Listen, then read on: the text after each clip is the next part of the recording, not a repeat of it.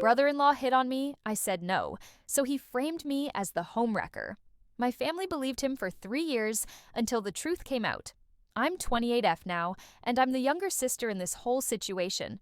My world pretty much fell apart 3 years ago. My older sister, let's call her Claire, 32F, has been married to my brother-in-law Mike, 34M, for around 6 years. We used to be a very close family. I honestly thought Mike was a good guy and a great husband to Claire. I had no reason to think anything was wrong, until one night changed everything. It was during a family dinner at our parents' house. Toward the end of the evening, I was in the kitchen alone, tidying up, when Mike came in. He was a little drunk, and I figured he was just coming to help, or maybe talk. Instead, he told me he had feelings for me and said he felt this connection between us. I remember him saying something gross about how we should explore that connection when Claire wasn't around. I was completely shocked and shut him down right away. I told him to stop and that it was disgusting, especially coming from my sister's husband. And her own sister? That just made it worse. He immediately backtracked, saying it was a joke and that I was overreacting. He even laughed, trying to act like it was all some weird misunderstanding. But I wasn't buying it. His tone had been serious until I rejected him. After that, I just left the kitchen and made sure I stayed away from him the rest of the night. I didn't tell my sister right away. Looking back, maybe I should have. But I was still in shock. I didn't want to blow up her marriage or create a huge scene in the family. I figured keeping my distance from him was the safest move. Over the next few weeks, I started avoiding him. I even skipped a couple of family events just to stay clear. I honestly thought he'd realized how far out of line he was and would back off too. But then, a few weeks later, Claire called me out of nowhere. She was absolutely hysterical, screaming the moment I answered. She accused me of seducing Mike and trying to take him from her. I still remember her shouting, "How could you do this to me? You've been throwing yourself at him for months, you homewrecker." I was so stunned I couldn't even speak. When I finally did, I tried to tell her she had it completely wrong. He was the one who hit on me. But she wouldn't hear it. She told me Mike had already confessed that I'd been chasing after him. And he even showed her fake screenshots of texts where I was supposedly begging him to leave her. I couldn't believe what I was hearing. I begged her to just look at my phone. The messages were clearly fake or sent from some spoofed number. I told her to check our actual conversation. There was nothing like that there. I had nothing to hide and just wanted to clear my name. But Claire refused. She said I must have deleted everything. She told me Mike warned her I'd try to lie and manipulate her. He'd already planted the idea that I was coming for him, and she believed it. He spun this entire story that made me look like some jealous, obsessed little sister trying to steal her husband. He told her I'd flirted with him at that dinner, and many times before. Claimed he kept turning me down because he was loyal to her, then said I lost it when he wouldn't leave her, and that I started begging and harassing him. And with those fake screenshots, it all looked real. To this day, I have no idea how he made those texts look so legit. He must have used a spoofing app or something. But Claire believed every word. Nothing I said mattered. She told me I betrayed her. And before I even knew what was going on, she had already told our parents and the rest of the family her side of the story. By the time I tried to reach out to my parents to explain, they'd already made up their minds. My mom wouldn't even listen.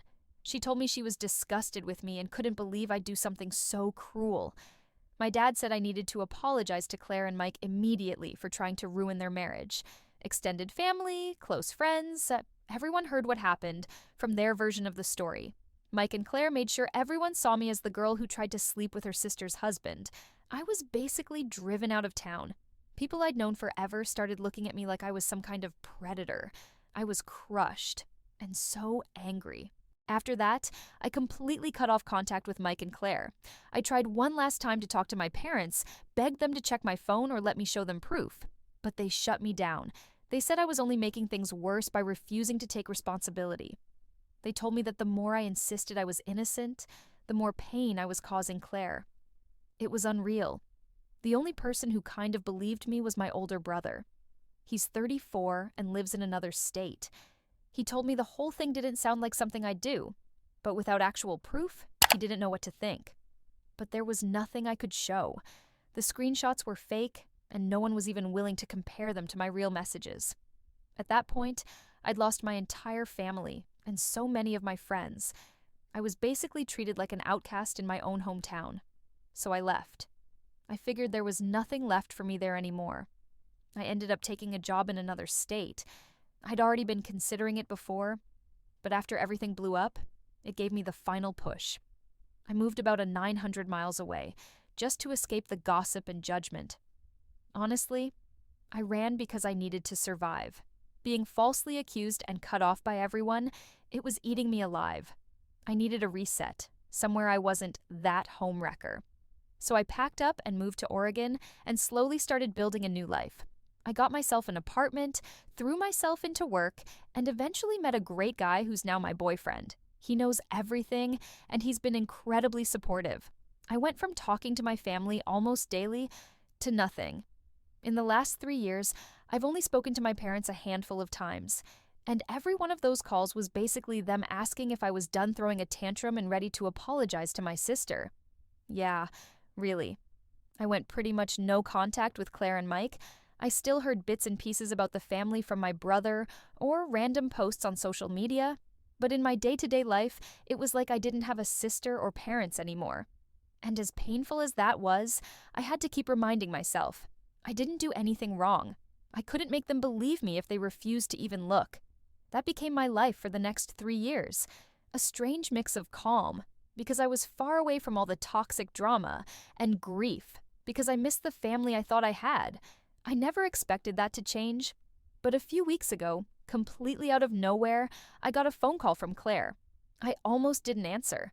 Her number was still blocked, and the only reason I even knew it was her was because she called using our parents' phone. I picked up thinking something horrible must have happened. Why else would she be calling me after 3 years of silence? The second I said hello, I heard her sobbing. Not just crying, full on, struggling to breathe sobbing. I froze. My first thought was that someone had died or something terrible had happened. It took her a while to calm down enough to speak, and the first thing she got out clearly was, "I'm so sorry. I'm so fucking sorry." I was stunned, just standing in my kitchen, heart racing, listening to my sister, who'd cut me off for years, apologizing over and over again. Eventually, Claire explained what happened. Turns out Mike had been cheating on her, with multiple women, for who knows how long. She'd finally found proof, maybe flirty texts on his phone, maybe one of the other women came forward. I don't know the full details, but when she confronted him, everything started unraveling. Claire said Mike admitted that he'd lied about me, that he had, in fact, come on to me at that dinner, and that when I rejected him, he panicked. He thought I might tell people what he'd done. So, in his words, he had to be proactive, which apparently meant accusing me first, so no one would believe me if I ever tried to speak up. He literally said he figured once he painted me as the jealous little sister who wanted to wreck their marriage, my credibility would be gone. In his twisted logic, that was somehow easier than just not hitting on his wife's sister in the first place. Claire cried through the whole story. I'd imagined this moment so many times, her finally realizing the truth, and when it actually happened, I didn't even know how to react. She kept apologizing for not believing me, for turning our whole family against me. She said I had every right to hate her. But then she asked if she could come see me because she had no one else. Apparently, our parents are taking Mike's side now, even after all this. More on that later. But the point is, she felt totally alone. She told me she understood if I slammed the door in her face, but she was divorcing Mike, had already left him, and she didn't know where else to go. And honestly, I was torn. This is the same sister who basically threw me to the wolves over a lie. That betrayal still cut deep. A part of me wanted to tell her to figure it out on her own. But she's still my sister, and she sounded completely broken. I could hear it in her voice. So I told her she could come, but with conditions. I told her this didn't mean I'd forgiven her or that everything was fine now. I made it clear she could stay with me for a couple weeks, just long enough to get back on her feet, but that we'd need to have some real conversations about everything that happened. About a week later, she showed up at my door. It was intense. My boyfriend, he's 30, was with me for support when she arrived, but after the initial hello, I asked him to give us some space. At first, it was awkward. She was crying again. I was pretty cold at first. I won't lie. I think the first thing I said was, You need to know I'm still really angry at you, but I'm willing to help you. For now." She nodded and said she completely understood, that I had every reason to feel that way. There weren't any dramatic hugs or movie-style reunions, just two hurt people trying to wade through the mess. Over the next few days, we had a lot of heavy talks. She finally heard my side of what happened 3 years ago, because this time, she actually let me talk. She was horrified by how she had treated me. But what really shook me was what she told me about Mike's manipulation over the years. Honestly, it gave me chills. Claire said that, looking back, he had been gaslighting her for a long time, and not just about me. For example, whenever I'd come over or we'd all hang out, Mike would later say things like, "Your sister seemed a little touchy today," or, "I hope she knows I'm just joking," even if I had barely interacted with him. He was planting the idea that I was somehow interested in him, or at the very least, ignoring boundaries. At the time, Claire just brushed it off. He also got in her head about me being boy crazy and not trustworthy around men. For context, I dated casually in my early 20s. Nothing wild, but Mike twisted that into this image of me being the kind of girl who chased taken guys. It wasn't true at all. Looking back, it was like he was running a long con, slowly poisoning the well. By the time he made that big lie about me, Claire had already been primed to doubt my character. Sitting there listening to her, it hit me. Suspecting someone is manipulative is one thing, but hearing the full extent of what he did made my skin crawl. Claire also admitted he had been gaslighting her in other areas of their marriage, too. Whenever she had suspicions about him, he'd flip it around and make her feel like she was crazy. The usual stuff, accusing her of not loving him enough, saying she was paranoid. She said there were times she genuinely questioned her own sanity because he was just that convincing. Anyway, in the current situation, Claire is serious about the divorce. She's already met with a divorce attorney and started the paperwork. I was proud of her for that. Honestly, I wasn't sure she'd follow through, given how under his thumb she had been. She also filed for a restraining order after he completely lost it when she told him the marriage was over. Apparently, when she told him it was done, he went ballistic, yelling, cursing, just completely unhinged. That's when she decided to get the TRO. Smart move. She's been saving every nasty text and voicemail from him since. Our parents, though, not great. They're still in deep denial about who Mike really is. Claire tried to tell them about the cheating and even the part where he admitted to lying about me. But my mom basically said, there are two sides to every story, and told her not to throw away her marriage over some mistakes. My dad said she should think about counseling and forgiveness. It's wild. They were ready to cut me off over a made-up affair, but now that Mike has actually cheated and lied to everyone, they're acting like Claire's overreacting for wanting to leave him. Claire and I both suspect a few things. One, they're probably embarrassed that they believed Mike and treated me the way they did. And two, we think Mike is still doing damage control, probably feeding them more lies to make himself look like the victim. So that's where we are after the first week of all this. Claire's been staying in the guest room, and we're just taking things one day at a time. I still have a lot of anger toward her, but at the same time, I feel protective. She's my sister, and she's clearly going through hell. We've agreed to be open and honest with each other. I told her that rebuilding trust is going to take time, and she said she'll do whatever it takes to earn it. For now, I'm just helping her through this separation, making sure she's safe. We've also been in contact with a few of the other women Mike cheated with. Yeah, turns out there were multiple affairs. We're gathering what evidence we can, and maybe getting witnesses in case the divorce gets messy. It's been a crazy few weeks, but at least the truth is finally coming out. Update 1. My brother-in-law Mike has now completely lost it. Just a few days after that last update, we found out Mike went on a destructive rampage at the house he used to share with Claire. Thankfully, she wasn't there. She's still staying with me. From what neighbors and the police told us, Mike showed up drunk and just snapped. He started screaming, breaking things. He threw a patio chair through the living room window, trashed furniture, just went wild. The neighbors heard the noise and actually thought someone might be in danger, so they called the police. When officers arrived, they found Mike in a drunken rage and arrested him on the spot. He's now facing charges for property destruction, domestic disturbance, probably public intoxication, maybe even violating the restraining order, depending on whether it covers the house. I'm not sure about that part legally.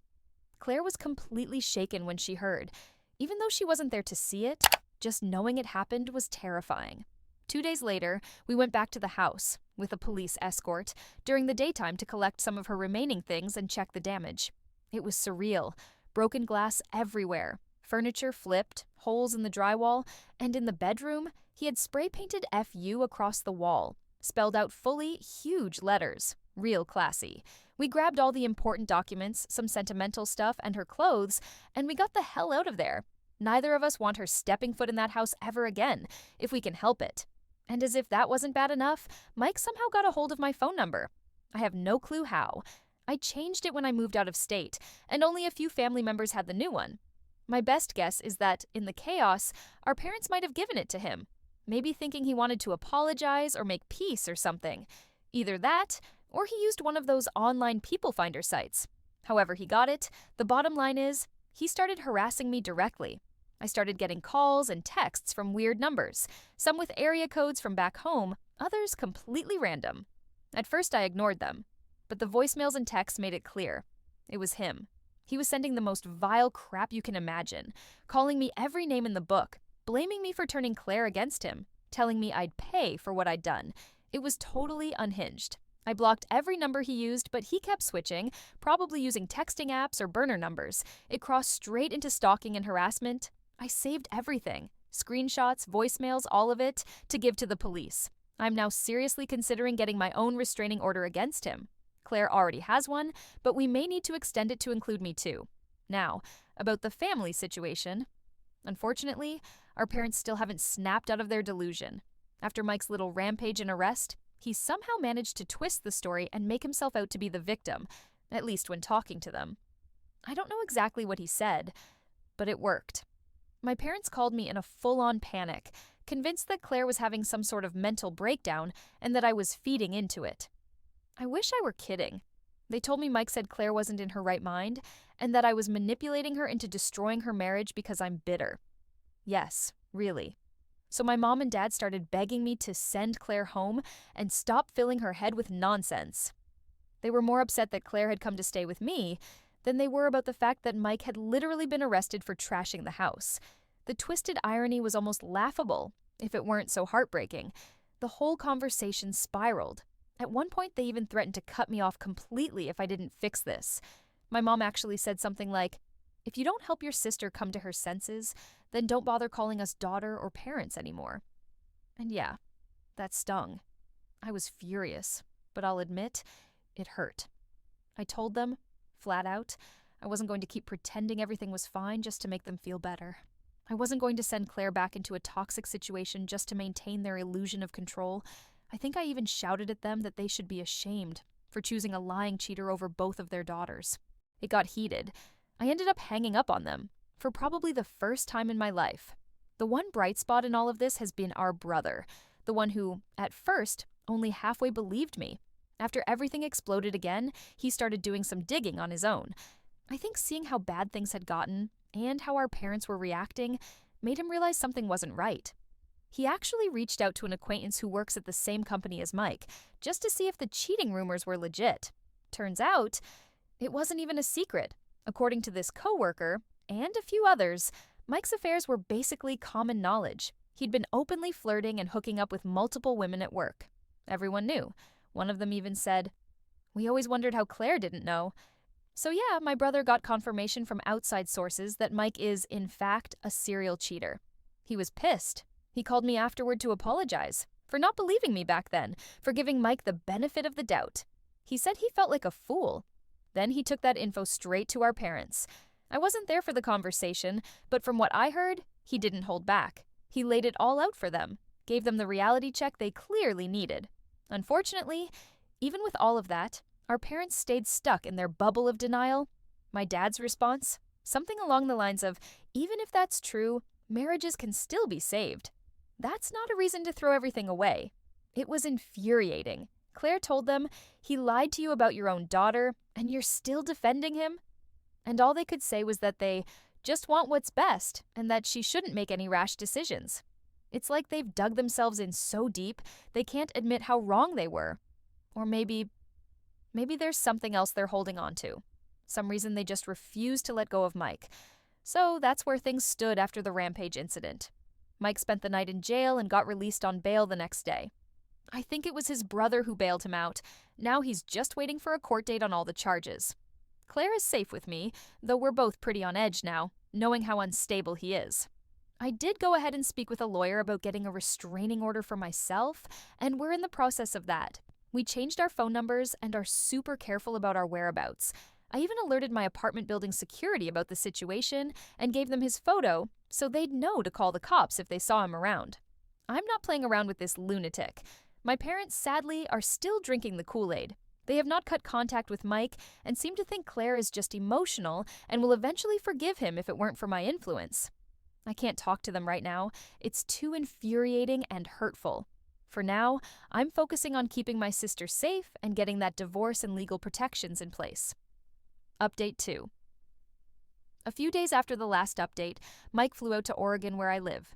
Yes, he got on a damn plane and showed up in my city, presumably to hunt down his wife and me. One evening, my sister and I were at my apartment winding down for the day. I was in the kitchen making tea and she was watching TV. Suddenly, we hear this loud banging on my front door. Not just knocking, but full-on pounding, as if someone was trying to break it down. We both froze for a second. Then we heard Mike's voice shouting on the other side, "I know you're in there. Open the fucking door." My heart jumped into my throat. Claire looked like she was about to have a panic attack. I immediately called 911 on my cell while telling Claire to go lock herself in the bathroom or bedroom. While I was on the phone with dispatch, Mike continued to rage outside the door. He was yelling horrible stuff. "You bitches ruined my life." And "Claire, you belong with me. You can't hide." Along with a bunch of incoherent, drunken rambling, he started hitting or kicking the door, and I honestly thought he might break it down if the cops didn't arrive soon. I was terrified. The police thankfully showed up within about 4 minutes, though it felt like forever. I don't think Mike realized I had called them, because when they arrived and shouted for him to step back, he sounded surprised. There was a lot of yelling, from the cops, from Mike, and I heard a scuffle. I was still on the phone with 911 when it went quiet outside.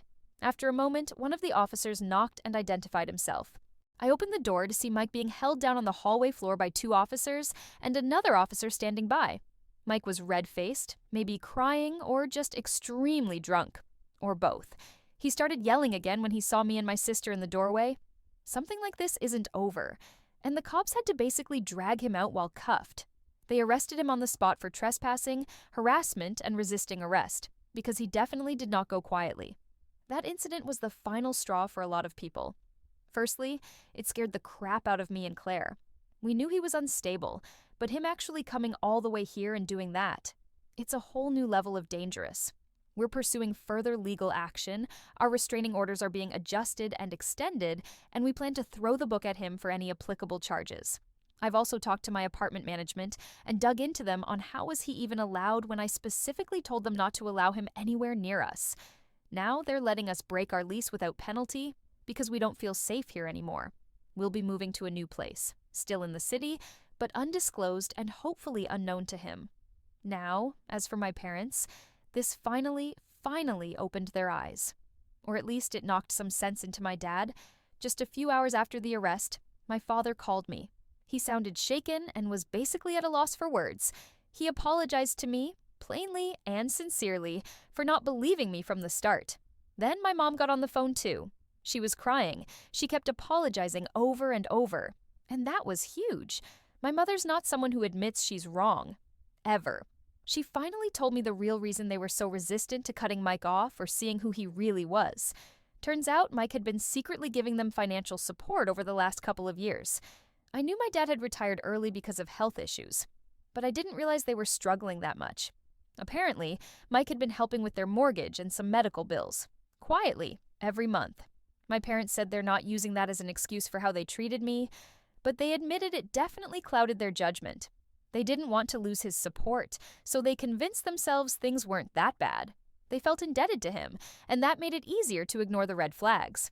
Hearing that, I had a lot of mixed emotions. But the most important thing is, they've now completely cut ties with Mike. They even said they threatened to report him to the police if he ever tries to contact them again. They're finally standing with my sister. They offered to come visit and help out, but I told them to hold off for now, at least until things settle down and we feel ready. There's a lot of healing that still needs to happen before I'm open to a full family reunion, but the gesture mattered. And yeah, there's a real sense of relief that they finally believe me. It's just heartbreaking that it took things getting this bad for them to see the truth. In the aftermath, we're just focused on moving forward. Claire actually got a job offer here in Portland. She'd been applying to a few places ever since she decided she wasn't going back to her old house or her old city. She accepted the offer. She starts next month. So she's officially staying in Oregon long term, which I'm honestly really happy about. We've started looking for apartments for her so she can have her own space once things calm down a bit more. In the meantime, both of us are in therapy, individually, and we're planning to do family therapy with our parents sometime soon. There's a lot of pain and trust issues to work through, but at least now, everyone's on the same page about who's to blame. And that blame lands squarely on Mike. As for him, well, he's facing some serious consequences. Between the destruction at their house and the incident at my apartment, he's got multiple charges pending in 2 different states. That's obviously helping Claire's divorce case, too. I don't know what the final legal outcome will be. And honestly, I don't care, as long as he stays the hell away from us. We've heard through the grapevine that he lost his job, too. Not surprising. Kinda hard to hold on to a job when you've been arrested multiple times. And your coworkers already know you as the office creep. Good riddance. So, that's the saga. It's been completely insane. Not gonna lie. But the silver lining, I have my sister back. The truth is out. And hopefully, this is the last time I'll ever have to say the name Mike again. We're moving forward. Slowly, but surely.